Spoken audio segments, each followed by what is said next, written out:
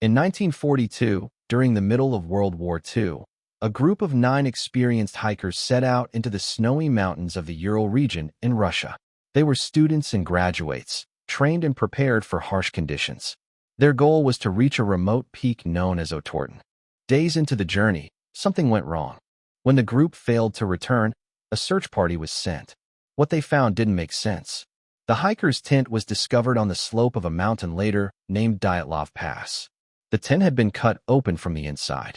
All of their belongings were still there. Boots, coats, supplies. But the hikers themselves had fled into the freezing night, many of them barefoot.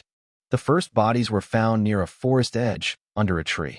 They had tried to start a fire, but it wasn't enough. More bodies were found later, scattered across the snow, as if they had been trying to make their way back to the tent. Then things got stranger. Some of the hikers had severe internal injuries, like broken ribs and skull fractures, but with almost no external wounds. One was missing a tongue. Another had missing eyes.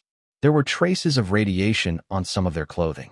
There were no signs of a struggle, no clear footprints of anyone else, just the group's own tracks leading away from the tent.